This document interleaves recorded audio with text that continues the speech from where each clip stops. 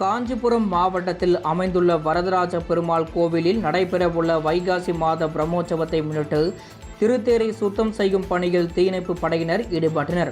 உலக பிரசித்தி பெற்ற அத்திவரதர் என அழைக்கப்படும் காஞ்சிபுரம் வரதராஜ பெருமாள் திருக்கோயில் வைகாசி மாத பிரம்மோற்சவம் வரும் 11ஆம் தேதி திங்கட்கிழமை கொடியேற்றத்துடன் தொடங்கி 20ஆம் தேதி புதன்கிழமை வரை நடைபெறவுள்ளது. இதையொட்டி காலை மாலை இரு வேளைகளிலும் வரதராஜ பெருமாள் பல்வேறு வாகனங்களில் வீதி உலா வந்து பக்தர்களுக்கு அருள் பாலிப்பார். பிரம்மோற்சவத்தின் முக்கிய நிகழ்வுகளான கருட சேவை உற்சவம் வரும் 13ஆம் தேதியும் திருத்தேர் உற்சவம் 17ஆம் தேதியும் நடைபெறுகிறது.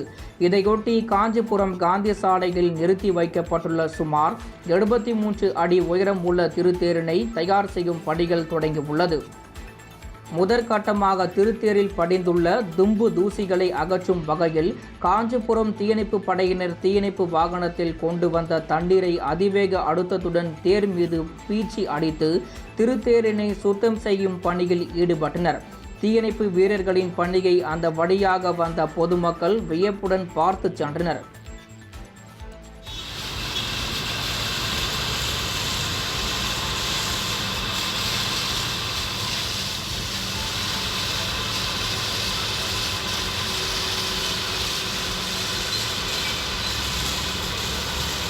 Gracias.